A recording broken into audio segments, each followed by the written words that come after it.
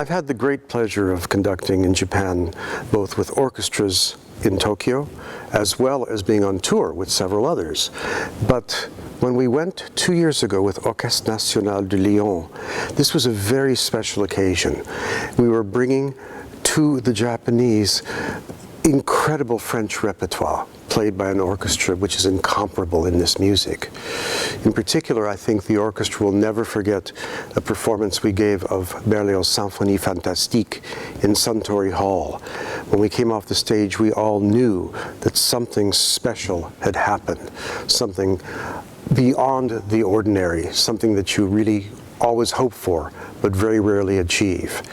We also had the presence of some distinguished Japanese soloists, and we had even special encores that the audience enjoyed, and I'm sure will again on this trip.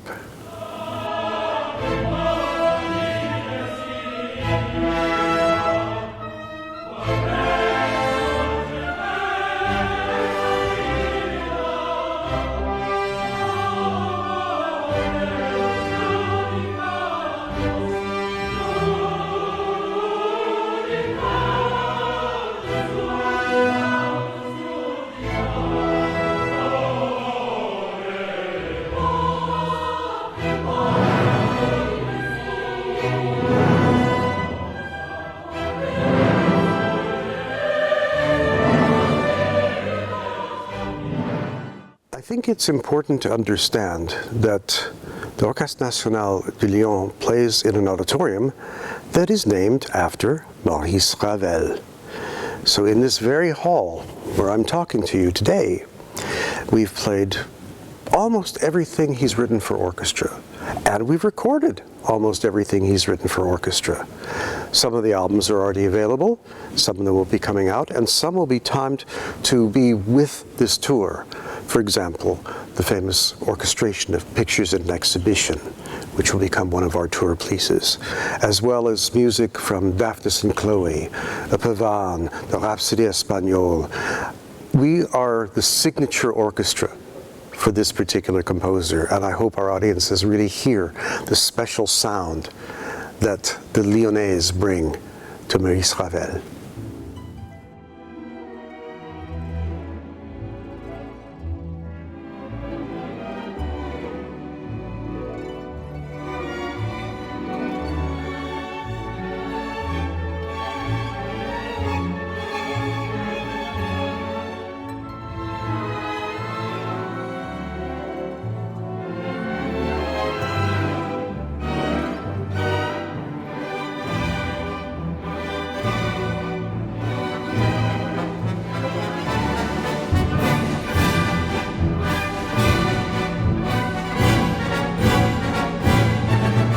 About 20 years ago, I started looking at the Mussorgsky Pictures in an Exhibition in a different way.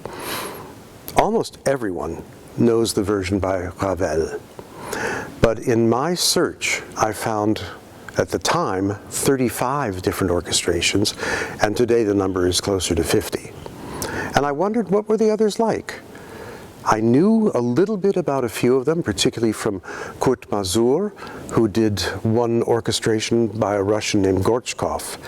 So I started comparing the piano version, the original Mussorgsky, to what Ravel did when he made his famous orchestration. And I discovered that there were several discrepancies. The most obvious one is that Ravel chose not to orchestrate one of the promenades. He just omits it entirely. The endings of some of the pieces are changed. The dynamics are changed.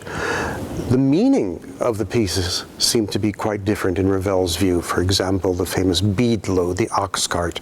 In the piano version of Mussorgsky, it starts with the ox cart right there, forte. But in Ravel's version, it begins in the distance. Ravel's version is still incredible, and I thought there might be a way to balance what Ravel did, but at the same time make adjustments to the original Mussorgsky. And so that's what I've tried to do in my version. I've reinstated much of what Ravel either omitted, left out, or changed. But still, the basic orchestration is by Ravel.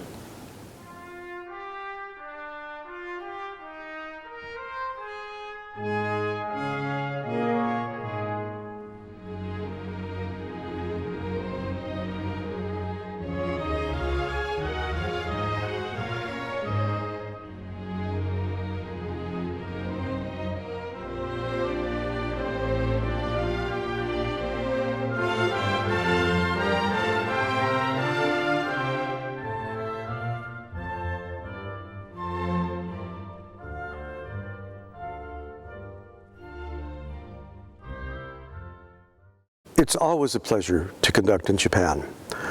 The audiences are receptive, they're always listening, they're always concentrating.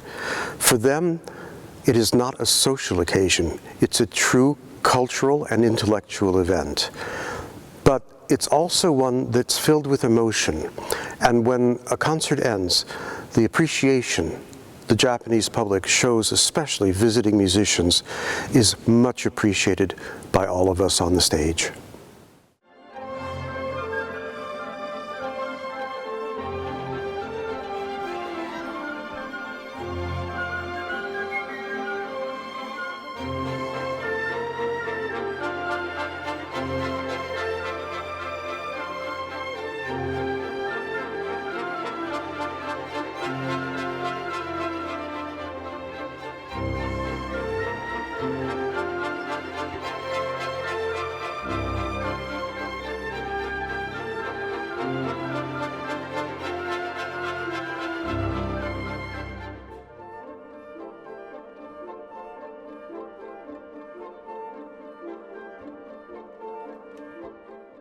I was very fortunate that one of my conducting teachers was a great Frenchman named Jean Morel, and he instilled in his students a pride and an understanding of the French repertoire and why the performers were different than, say, German, Russian, American. Renaud Capuçon, our soloist, is one of the world's great musicians, but we also qualify it by saying he's one of the great French violinists. And that means his sound, the way he produces the music and the way he expresses it, has a different quality than, say, some of his contemporaries. He plays the music for its purity as well as for its dynamics and for its emotional depth. So when you hear Renaud play, there's this incredible bond with all the members of the orchestra. Everybody's listening to each other. He makes you want to play together as if it was one giant chamber music ensemble.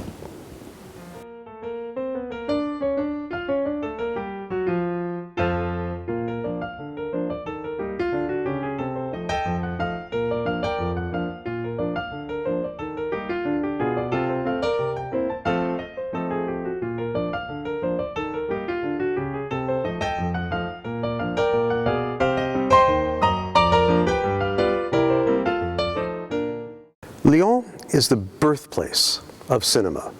It all started here with the Lumière brothers. If there was any orchestra that should be playing music with motion pictures, it is Orchestre National de Lyon. The history, the directors, the actors, none of it that we have today would have been possible with what started here more than 100 years ago.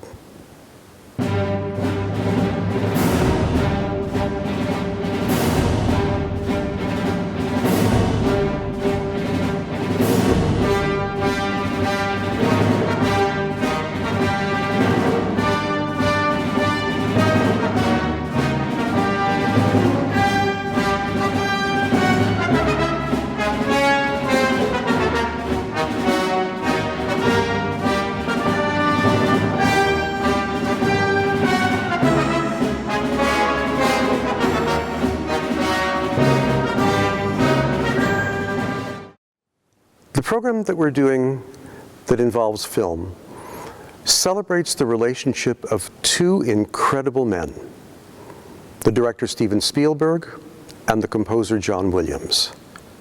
Together, they have produced 23 films so far. Those films are legendary around the world.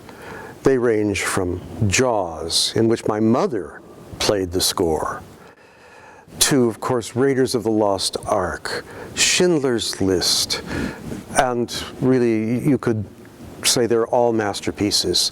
But these two people, these collaborators, produced something that is memorable and will be remembered long after we are all gone. Although we're not playing the actual scores as the films take place, we play music from the films and images are projected, some of them moving, some of them still.